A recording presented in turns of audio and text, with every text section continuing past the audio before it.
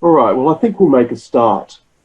Welcome to this afternoon's webinar series, Decision Support Modelling Principles and Practice. I'm Craig Simmons from the National Centre for Groundwater Research and Training in Flinders University in Adelaide, Australia. And it's my absolute pleasure to introduce and chair this webinar today. The Groundwater Modelling Decision Support Initiative, the GMDSI, presents a four-part webinar series with one session each week, and today's is the first of those 4 sessions. This series explores the philosophical basis of decision support groundwater modelling, and it then discusses how these concepts can be put into practice. This series is presented by John Doherty and Catherine Moore, with contributions to the final webinar from Jeremy White. This webinar series is brought to you by the new Groundwater Decision Support Initiative, sponsored by BHP and Rio Tinto. The exciting new project is attempting to improve the way that we, as an industry, think about and implement decision support modelling. We hope that the webinars such as this will introduce some new perspectives into an ongoing discussion that we all need to have as we increasingly rely on scientific analyses of ever-increasing sophistication to assist us in managing our precious groundwater systems. I'm absolutely delighted that we have some 580 people online today from Australia and around the world, a big crowd indeed, so welcome. Just some very simple housekeeping to note. Firstly, please keep your microphone and video switched off at all times.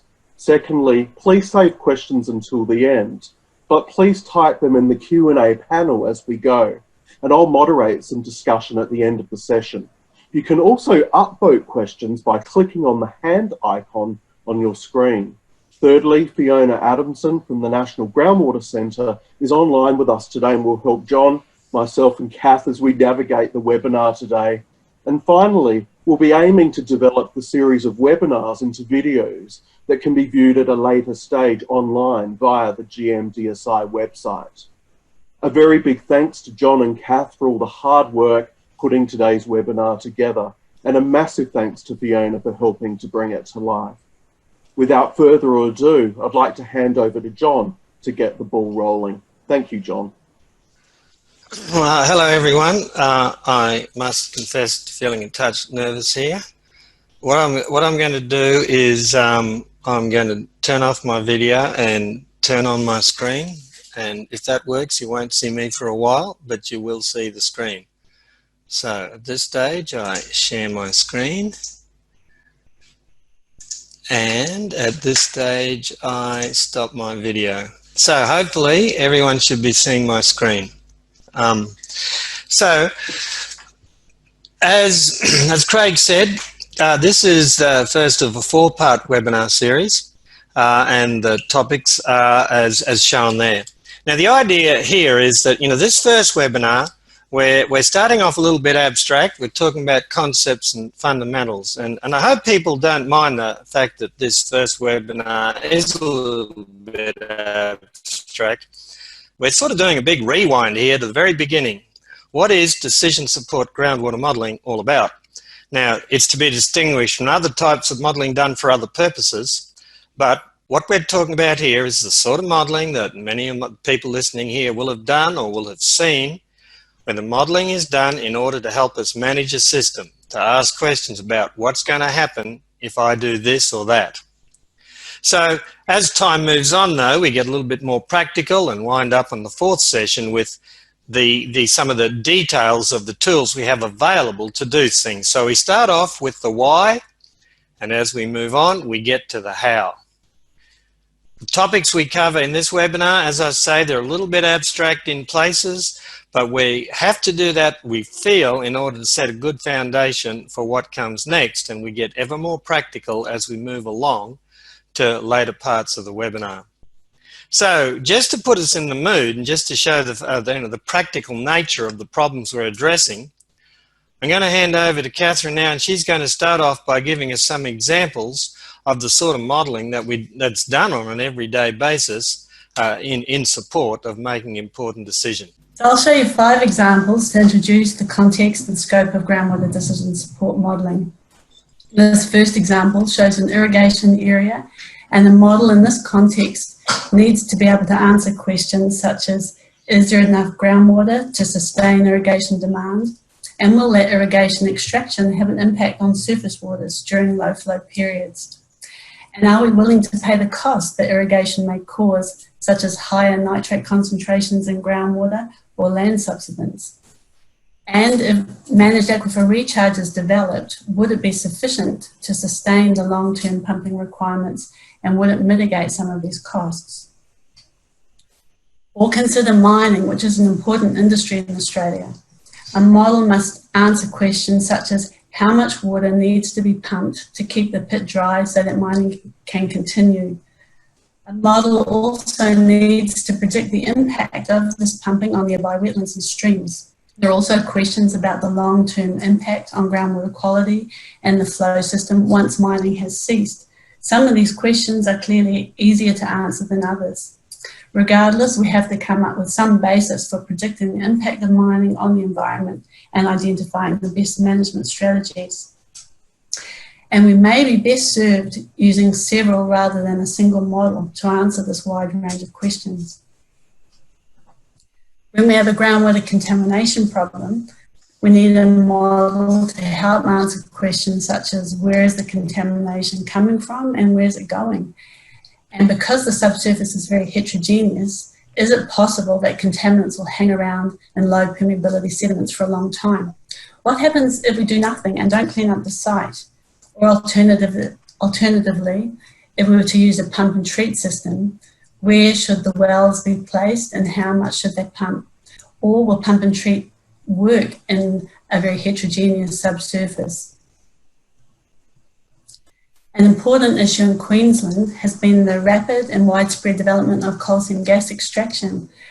Models have been built to predict the cumulative effects on groundwater of these coal seam gas developments, which all must dewater coal deep within the sedimentary basin to get gas to dissolve from the coal matrix.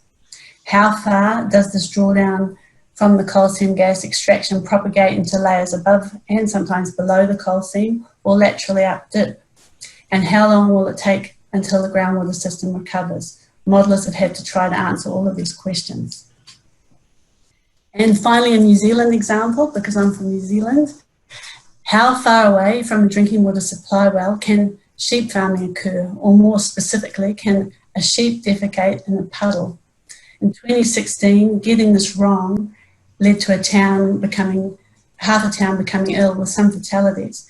This occurred because the normal alluvial sequences, which are complex enough, are permeated by small-scale, highly heterogeneous and connected open framework gravel facies that can transport pathogens quickly and over long distances. The possible existence of these rapid transport pathways have to be accounted for in source protection zone models, as does any change in direction and strength of groundwater movement seasonally. All of these examples have a subsurface that's very complex. Groundwater flows through heterogeneous media with combinations of connected and disconnected features that can occur from very small right through to very large scales. This is what we're dealing with when we build a groundwater model. This is the nature of the medium through which groundwater and contaminants move. And this is what we know. We have such scarce data in subsurface modelling, so a lot of interpolation and conjecture is required to decide or guess what goes on between our boreholes. There are significant connected and disconnected features that we know exist in some places and don't know in others. And there's significant heterogeneity that we can only define probabilistically. Therefore, we can only struggle to predict what occurs in an aquifer between our measured points and into the future. And this unknown subsurface heterogeneity is further exacerbated by poorly known historical pumping, and knowledge of the timing and location of contamination events is often vague. But all is not lost. We have three things. We have the laws of physics, we know something about the geology, and we have a bit of data, so we can do something. And that something gives us an ability to place limits around the range of possibilities that are consistent with what we know even if we can't say exactly what will happen. We use physically based models to combine this information that we have.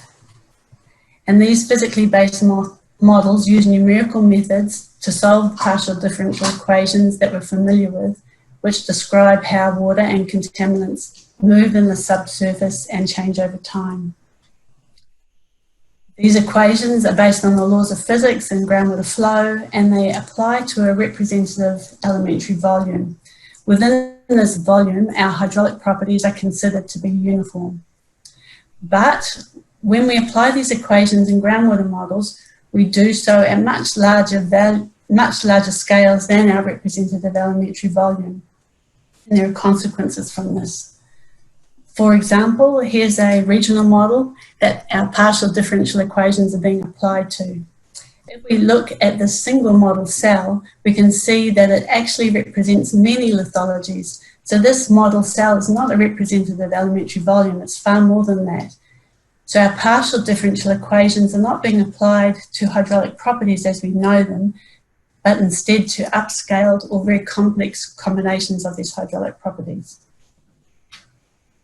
If we look at recharge, we see something similar.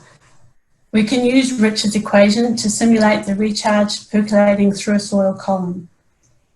What about if we have a regional model cell within which we have thousands of such columns combined in parallel? Does Richard's equation still apply in this context? Or at this resolution, is it any better than the average soil water drainage bucket model? We're now getting into the science of upscaling. And there's a wealth of literature on this topic, especially in the petroleum industry journals. And from this work, we know that any upscale parameter in our model is a stress-dependent parameter. It's a complex average, not only of the hydraulic properties, but also the boundaries and stresses acting on those properties. It is not representative of any properties that we can actually measure. We also know from this work that sometimes the upscaled properties need to be represented as a tensor rather than as a property, and we seldom do this in groundwater models. In fact, groundwater models adopt many concepts that only refer to upscaled or complex combinations of properties and stresses that can never be measured in the laboratory. For example, the concept of hydrodynamic dispersion is an upscaled representation of the spreading of contaminants that is caused by heterogeneity that occurs at a scale that is smaller than the model cell. And similarly, catchment boundary conditions are always more complex than a fixed or no flow or general head boundary in our model can represent. So are groundwater models really physically based? Well, they are, but there are a lot of approximations and compromises that are made in their use. And at this point, I'll hand back over to John.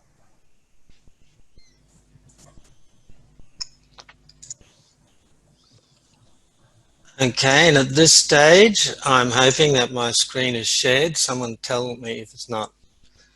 So the point that Kath's making here is that, and we'll talk more about now and address directly, two big problems that Kath's identified. One is how little data we've got. How we've got to model the movement of water and contaminants, but I'll just say water instead of water and contaminants, but read both every time I say water. That the water flows through a highly heterogeneous medium, which we know something about, but not much about. She's also pointed out that we've got partial differential equations that we can use to simulate the flow of water. But the coefficients in those equations that we use to represent the hydraulic properties of the subsurface bear a fairly loose relationship to anything we can actually measure. That and other aspects of the construction of any groundwater model kind of compromise its credentials to say they're physically based. Yes, they're physically based up to a point, but just as importantly, they are actually a quite abstract representation of the processes that operate under the ground. Now, I don't think that's a bad thing. In fact, I think that's a good thing. And I think it's a somewhat liberating thing. the representation of hydraulic properties in the subsurface, firstly, we can't do it because we cannot know the hydraulic property in every cell of a model domain. And secondly, we shouldn't look at the parameters of a model, and we'll talk more about parameters as time goes on, as kind of like little paintbrush strokes on a giant canvas that the numerical model tries to paint as purporting to represent what happens under the ground. We can't simulate what happens under the ground very well. And as soon as we get over it, the sooner I think we can start actually doing decision support modeling better. And the fact that those parameters are somewhat abstract in nature, we can actually embrace and make use of rather than feel guilty about if we tend to want to tune our model to the task of decision support. Embracing the fact that those parameters, the representation of hydraulic properties, is in fact abstract, can actually enhance rather than detract our ability to tune modeling to the goals of decision support. And that's our task, supporting decisions. And as long as we just get over the fact that groundwater models are totally physically based, we can actually make progress in achieving what we need to achieve.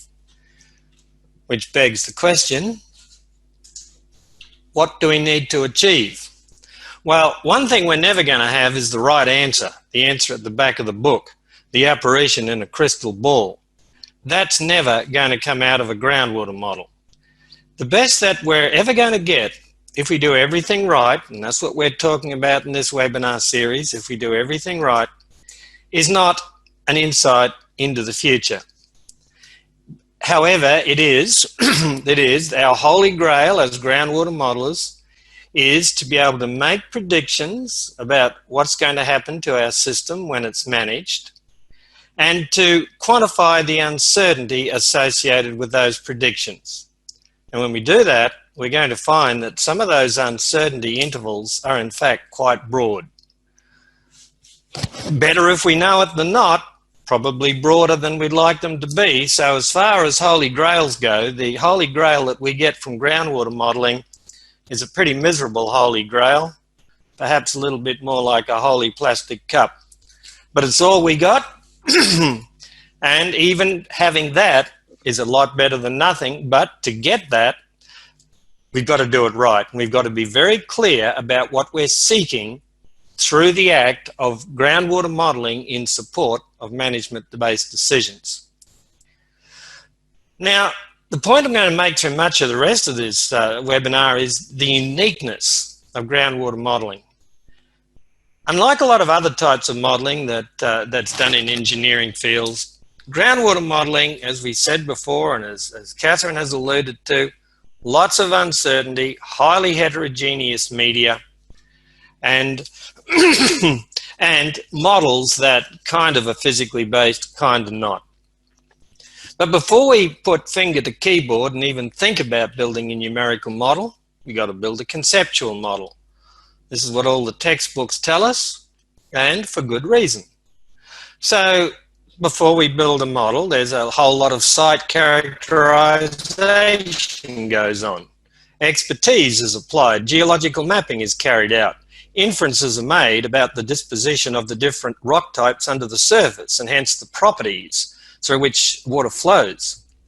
So the conceptual model traditionally is all about where does the water come from? Where does the water go?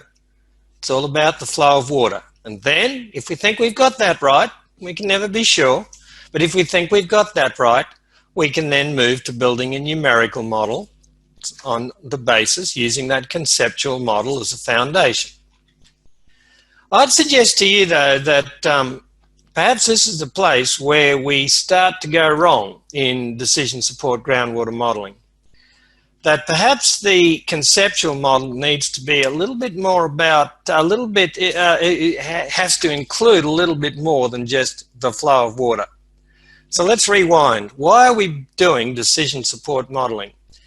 We're doing decision support modeling, as I just said a moment ago, in spite of all the forces stacked against us, We want to quantify the uncertainties of decision critical predictions and reduce them to the extent we need to make a decision, with a bound set on how much we can reduce those uncertainties, set by the information we have available.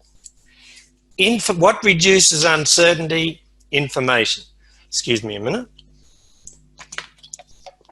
I was just taking a sip of water there. What reduces uncertainty? It's information. Hence, doesn't it follow, as night does day, that if we're going to be building a model in support of making a decision, and if a decision requires quantification and reduction of the uncertainties of management critical predictions, the flow of information is what's going to achieve that. And if modeling doesn't address, facilitate, enable the flow of information, then modeling is not serving the decision support imperative very well. Hence, in that conceptual model, yes, the flow of water, the flow of information is just as important, because for reasons we'll talk about today and in forthcoming weeks, that flow of information isn't just going to happen unless the enablement of that flow is woven into the fabric of decision support modeling from the moment we commence the model building process. That is, from the moment we have a conceptual model. So, if we're going to talk about sources of information, what are they? Well, normally you can categorize information into two broad types. The information that we normally have available when we're doing groundwater modeling. There's the information from, say, site characterization, just a broad sweeping characterization. The information from geological mapping. The information from direct measurement of hydraulic properties of the materials, or through indirect measurements such as pump testing, where we subject a system to a certain type of stress and infer properties that may or may not be usable when we subject it to other stresses in a groundwater model. As Catherine mentioned, the stress-specific nature of upscaled properties is well documented. But still, this is something, and it shouldn't be knocked. So we can measure properties at certain locations. We can interpolate between those locations using geological mapping, and what we infer is under the ground. Now, we all know that inferences of what strata are where is highly uncertain, and then throw in structural features and alluvial features, and the fact that these can be transected by hugely heterogeneous features that can have continuous permeability or impermeability. The interpolation between points at which we think we know hydraulic properties is fairly uncertain. But so what? That's just the nature of what we do. And this then defines one of the categories of information. Measurements, inferences of properties associated with rocks of different types, and interpolating them between points at which we think we know them. And then we've got another broad category of data, and that is the behaviour of the system, as measured, for example, in wells, as measured in base flows in streams. And this is very different. Now, obviously, the behaviour of the system is dependent on the properties of the system. Hence, there's information in the behaviour of the system. In theory, there's an ability to back calculate the properties of the system, at least to some extent. Obviously, we're not going to be able to back calculate every detail of those properties at every cell in a numerical model domain, but there is information there. However, it's of a different scale and of a different type than site characterization information. Our task in groundwater modeling, and I keep on saying it's fairly unique, its first cousin is petroleum reservoir modeling, it's faced with the same problems. We got to blend these two types of information, of very different type, at very different scale. And that's what our groundwater model is doing. It's enabling this flow of information in order to allow us to achieve our holy plastic cup. Now, if we're going to talk about, I was about to say unfortunately there because there's an equation here, and this is Bayes' equation. But we shouldn't be shy of equations, especially Bayes' equation, because it's a simple equation, and it's actually an equation that's more conceptual than anything else. It kind of says what I just said. And I am going to bring special attention to Bayes' equation, because if there's any kind of line of mathematics that gives us our mission, should we choose to accept it, it's Bayes' equation. Bayes' equation talks in terms of probabilities. That's what these P's are. Bayes' equation says we start off with a prior probability distribution of the properties of the medium through which groundwater flows. We said a moment ago, we have direct or indirect measurements of those properties at a few points. We have something of an ability to interpolate between those measurements. Interpolation is highly uncertain, hence interpolation is probabilistic. The P acknowledges that. So this is an expression, a mathematical expression of one of those broad categories of information that we bring to bear in the trying to tap information, bring it to a place where we can use it, put it into a prediction made by a groundwater model where it can be then used to support important decisions. Then we have this thing called the likelihood function. Now, what happens here is that the beauty of a model, and this is why we model really, we don't model for its own sake. We can't simulate what happens under the ground, but we can assimilate information. And if we put properties into that groundwater model and we adjust them until this model is able to replicate what happened in the past, the state of the system now and in the past, then the uncertainties associated with the interpolated hydraulic properties will be reduced through having undertaken that history matching. And that's what flow of information does. It reduces uncertainties. And it's only the model that can do that, because the model is able to, hopefully, reproduce the past by adjustment of the parameters. How well should we reproduce the past? Well, that's wrapped up here in the likelihood function. And that says we shouldn't try to reproduce it exactly, because there's errors in measurements. And by God, there's errors in models. So at some level of tolerance, which is decided on a site-by-site basis, we try to reproduce the past. That's where the mixing happens. That's what our groundwater model's used for. We now have our tool. We now have data assimilation taken into the model and then out of the model to give us a probabilistic prediction of what may happen in the future.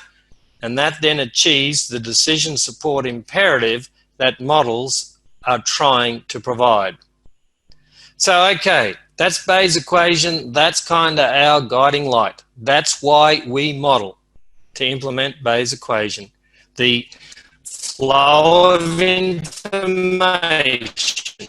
in the data to a place where it can be used to constrain the uncertainties of decision-critical predictions. Modeling serves Bayes' equation. It's not the other way around. We don't build a model and then say, oh, let me do data assimilation. We actually build a model in a way that enables and facilitates data assimilation. And if it can't, what's the good of it? Because making a decision is all about quantifying and reducing uncertainty. Reducing uncertainty is all about getting information from one place to where it's needed. That's what modeling does. So, okay, we've got our goal, our star that we're following, and that's Bayes' equation. The trouble with Bayes' equation, though, is it tells us what we should do, but it doesn't tell us much about how to do it. So it's pretty frustrating. The moment we start to apply Bayes' equation, it's just, every step is just full of headaches. Firstly, this prior probability distribution. As Kath said, these have got to be applied to parameters that are somewhat upscaled and somewhat abstract.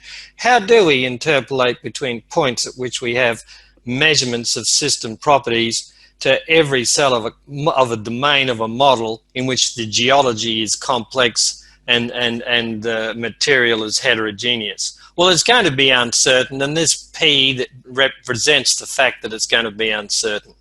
But characterizing, giving mathematical voice to that uncertainty is not easy. The likelihood function, how well should we get our model to fit the past? Very well, partly well, not at all. Well, we'll talk more about this and this in later webinars, but we shouldn't try to fit the data exactly because there's, as I said before, there's errors in measurements, there's errors in the model. And then even if we could fit the data exactly, well, there's another how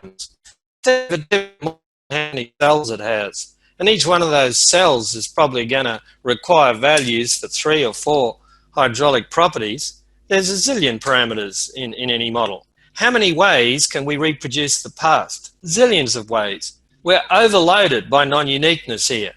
Well, that's okay. That just says there's uncertainty. We acknowledge it, we embrace it.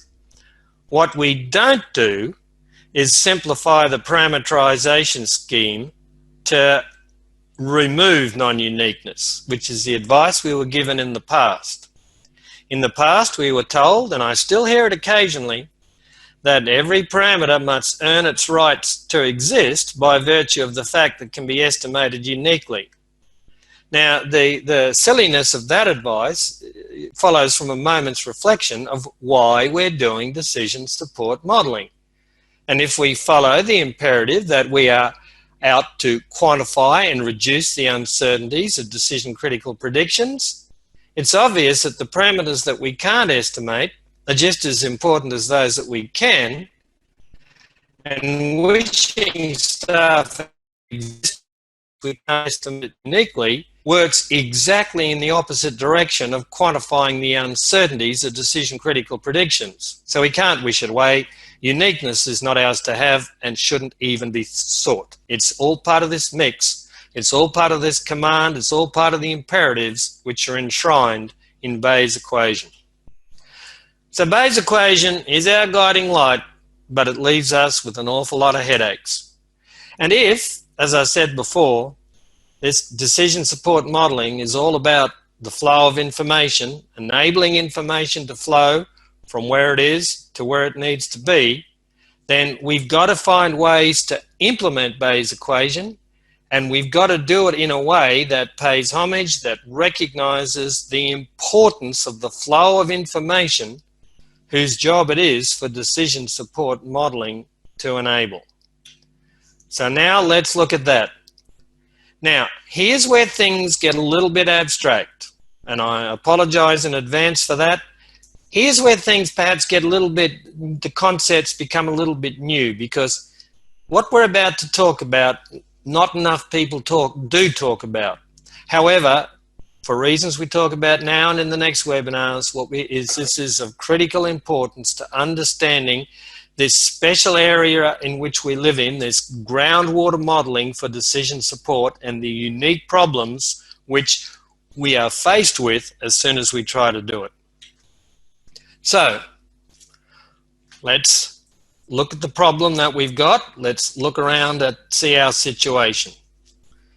2 categories of data, 2 sources of information, the mixing that we have to undertake. One of those sources of information, site characterization.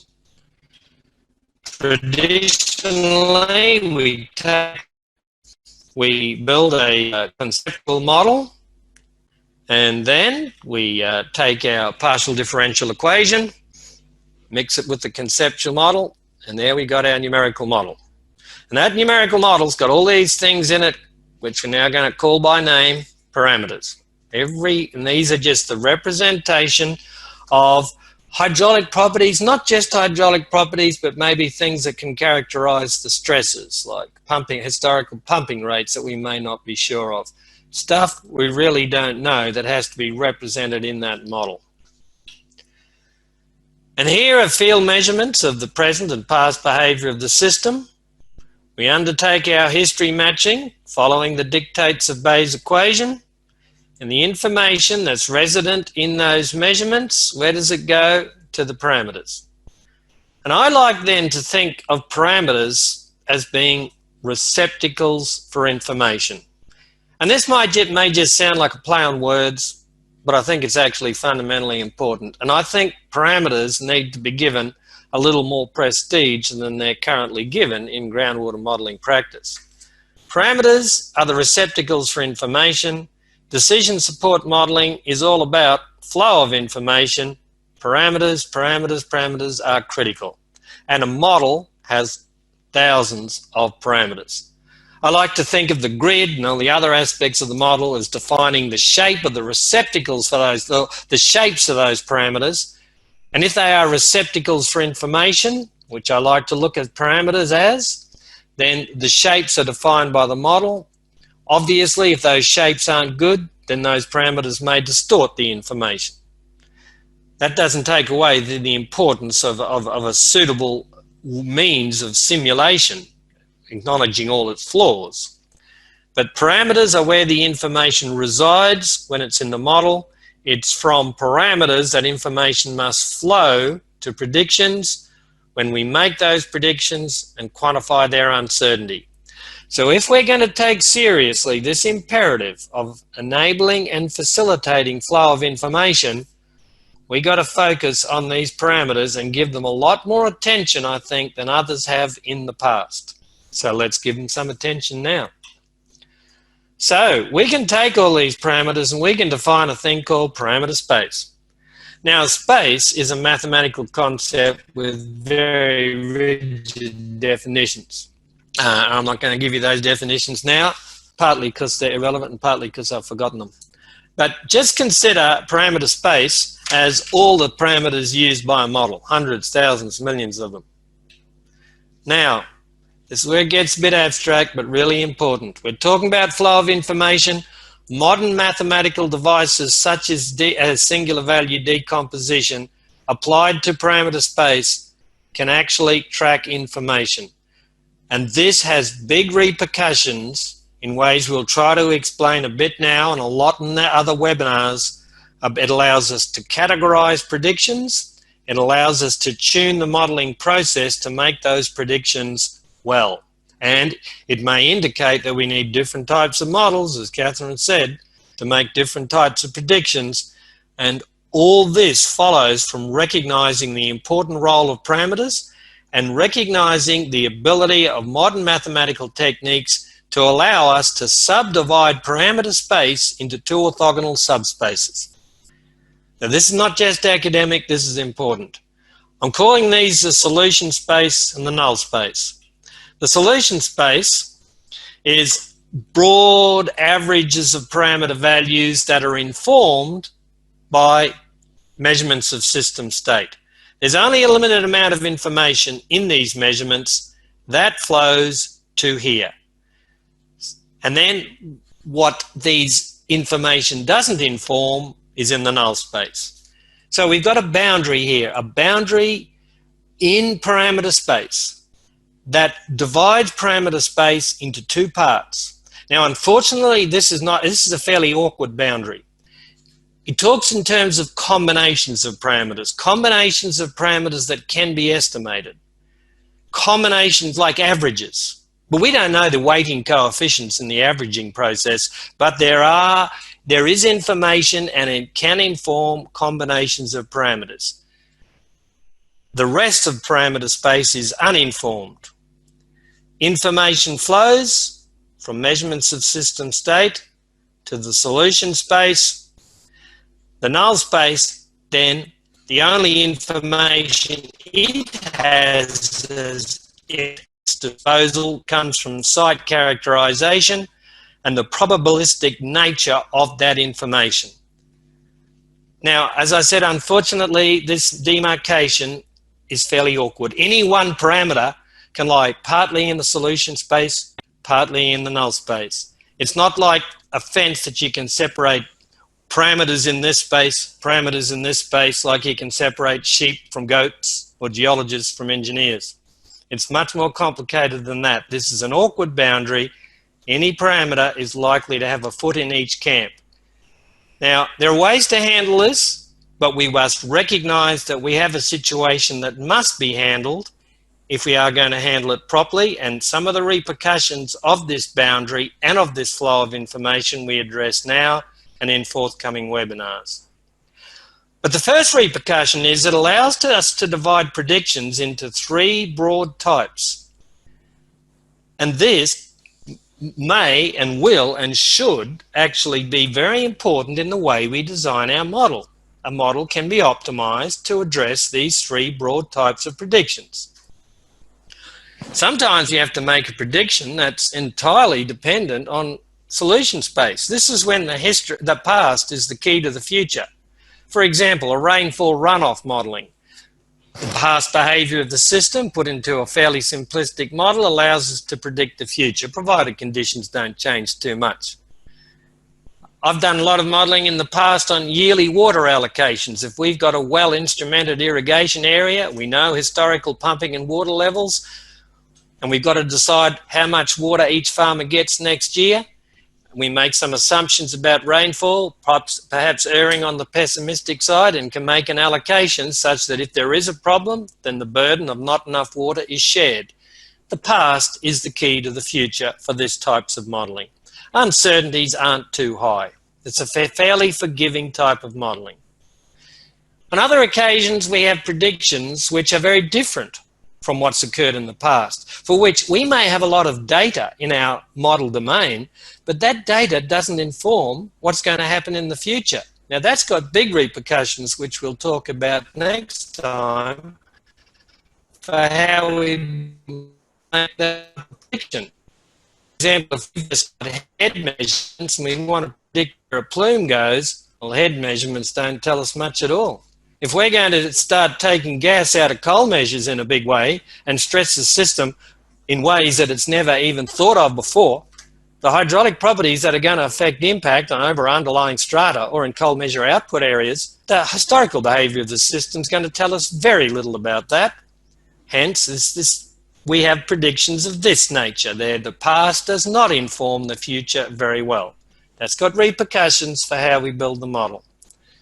Most types of predictions, though, are going to be in between. They're going to be somewhat informed by the past, somewhat informed by, well, that probabilistic knowledge that comes from expert knowledge and measurements of system state interpolated on geology that we don't know very well. And unfortunately, this is kind of the perfect storm as far as data assimilation goes. Unfortunately, it's the situation that besets us. Most times we use a groundwater model for decision support, where some of the historical behaviour of the system helps in reducing the uncertainty of a decision-critical prediction. However, it doesn't allow us to make that prediction uniquely. There's still a lot of uncertainty. The problems of assimilating information from two very different types of data, from two very different, that pertain to two very different scales, is ours. And we have to recognise the problems associated with it. And there are two big problems which I draw attention to before I hand back to Catherine.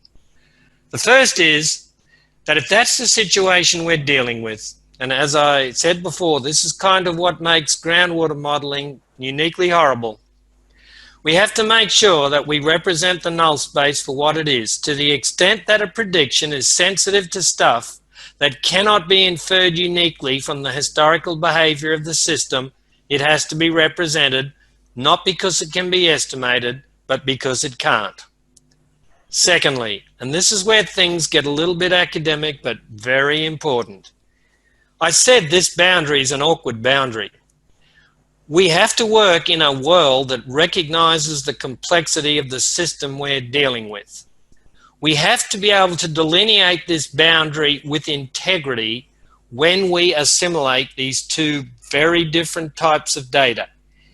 If we don't, if we distort this boundary, it can be shown that we can actually bias the predictions that we're trying to make through the very act of reducing their uncertainty.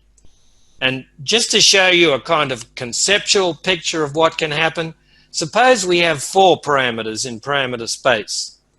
As I said, each parameter will be partly solution space, partly null space.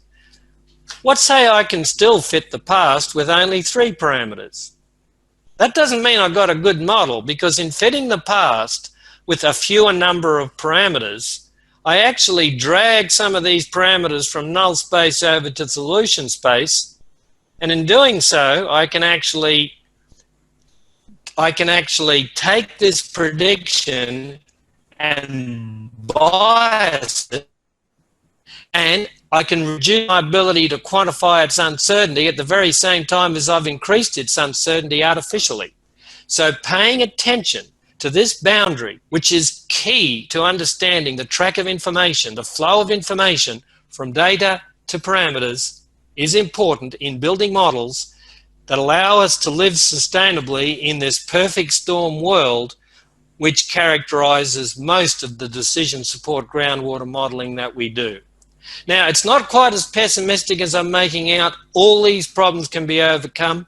We have the technology to do it. We have the computing power to do it.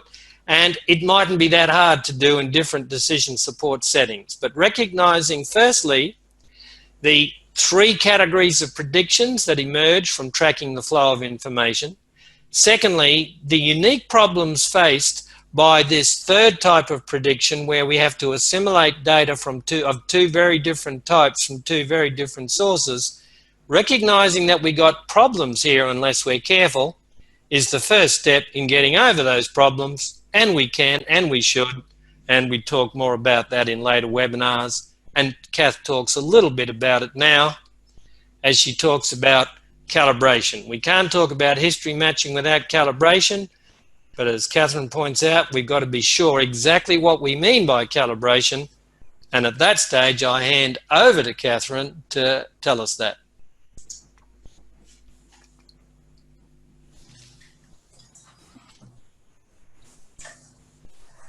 So that was a bit smoother, this transition. So it's useful to look at history matching and the flow of information from data to parameters to predictions in the context of model calibration.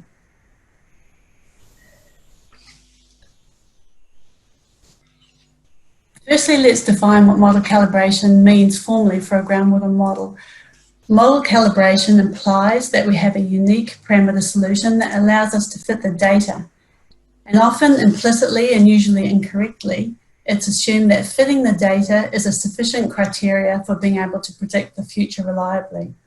But Bayes' equation that we've just been looking at says there's no uniqueness for groundwater models.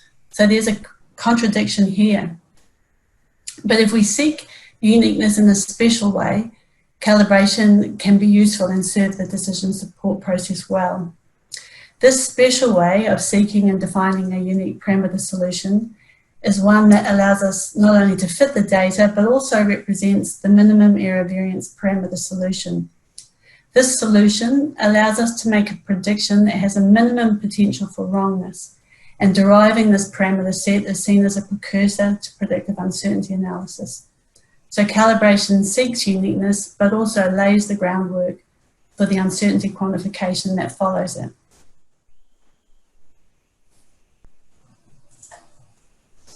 In the context of Bayes' equation, our minimum error variance solution gives us the predictions that sit at the centre of their posterior distributions. At the central location, they have the advantage that their potential for wrongness is minimised. Note that this doesn't mean that our predictions are right or even that our errors are small. Instead, it means that we're at the centre of those distributions and the potential for wrongness is then symmetrical about that centre. This minimum error variance solution is our only excuse for seeking uniqueness through calibration in the face of Bayes' equation. However, finding this solution doesn't just happen, it only happens when we get things right. Consider a model domain on our left where we want to fit the heads and the number of wells and then predict the long-term water level changes and stream flow changes in response to a management scenario. How do we get this right? How do we get our minimum error solution?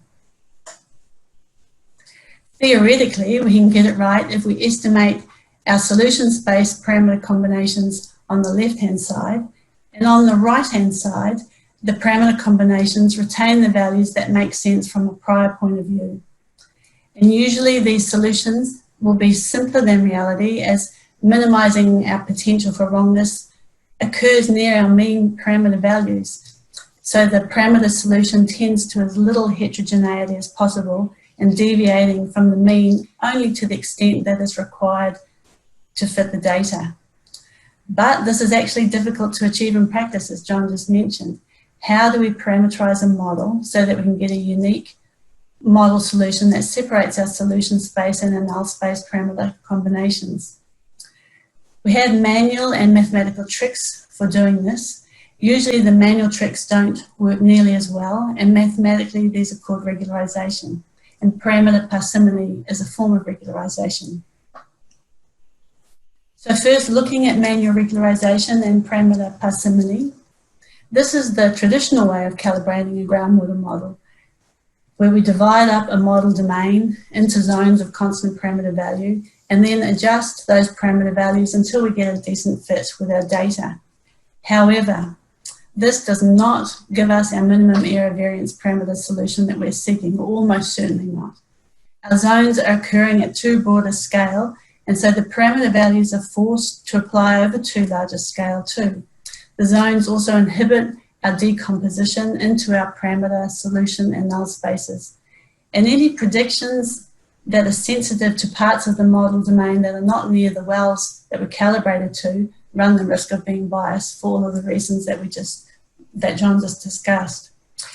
And when we quantify uncertainty, our range is typically too small because we're not able to wiggle prediction-sensitive parameters that reside in our null space because they've been lumped into these broad-scale parameter zones. So these zones are effectively pretending that the null space doesn't exist by not representing it with any parameters. But pretending that it doesn't exist is not the same as accommodating the null space. One is disinformation, whereas the other supports the analysis of the repercussions of that null space on prediction uncertainty. To avoid these problems, we have to parameterize and regularize so that we avoid the contamination of our decomposition into estimable and inestimable parameter combinations. This contamination affects both the left and right hand sides, but the null space typically will pay the greatest price when estimating the uncertainty of predictions.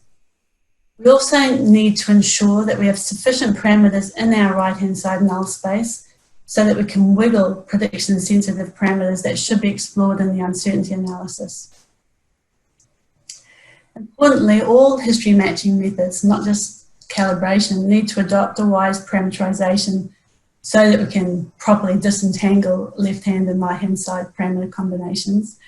Similarly, all history matching methods need to retain sufficient parameter detail in the null space for robust uncertainty quantification.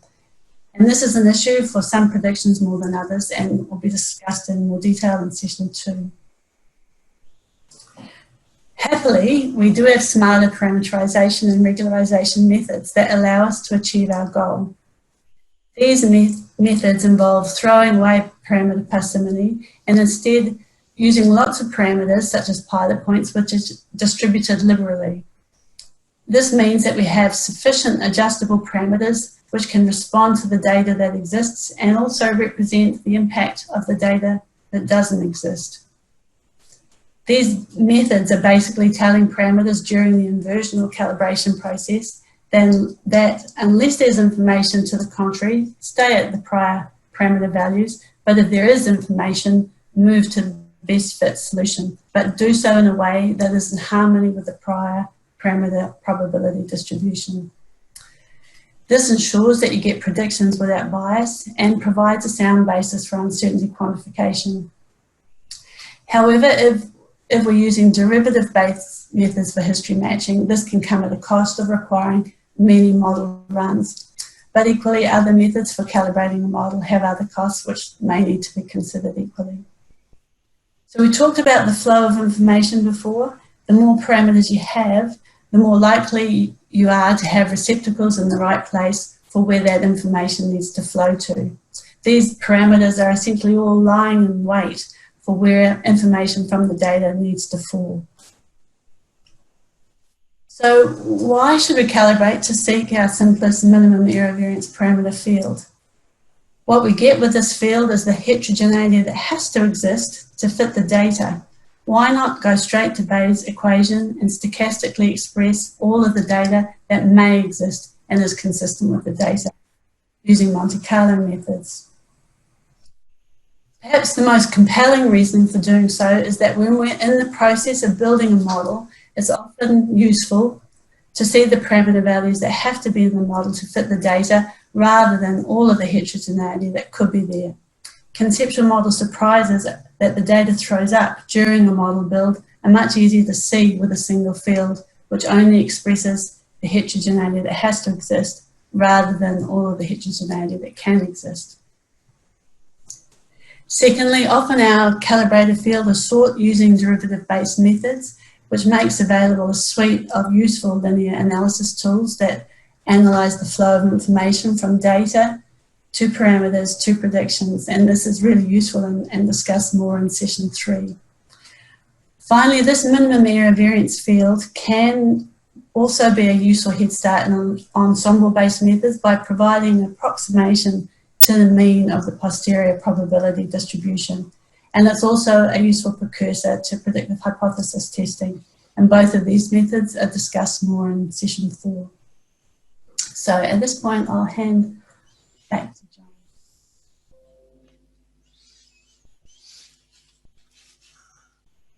Okay, I'm sharing my screen. So this is it. This is the conclusions. And our first conclusion is if we think we can simulate what happens under the ground, we're dreaming. Apologies to non-Australian viewers, but all Australians will know where that picture comes from. We can't simulate very well what happens under the ground, but we can provide receptacles for information that allows us to quantify and reduce the uncertainties of decision-critical predictions. Our guiding light is Bayes' equation. However, implementation of Bayes' equation is difficult, particularly difficult in the groundwater modelling context. We can do it. We've got the technology available. We talk about that in parts of this webinar series, but it's not going to happen unless we make it happen. An implementation of Bayes' equation needs to be woven into the very fabric of everything we do, probably in a prediction-specific way, so that the way we build a model to make one prediction might not be the way we build a model to make another prediction in the same area, because the flow of information may depend and may be guided by how we build a model to enable and to facilitate that flow. Finally, as Kath pointed out, calibration has often been seen in the past as kind of a license that a model gets to go before it goes out and can be used. It's not that.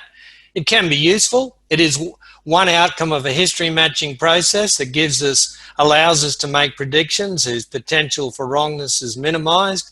It allows us to learn stuff through the history matching process, particularly that could relate to flaws in our current conceptual model. And as such, it's useful, but it's only the first of a two-step process, the second step being to quantify and reduce the uncertainties of predictions of management interest. And in the next session, we'll start on that. We'll start our journey to that place. We move a little bit away from the why and towards the how.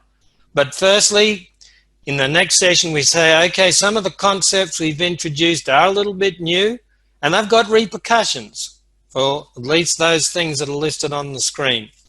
And then, as I said earlier, in the session after that, we start showing the technology to achieve the things that we say need to be achieved if we're going to do decision support modelling the right way.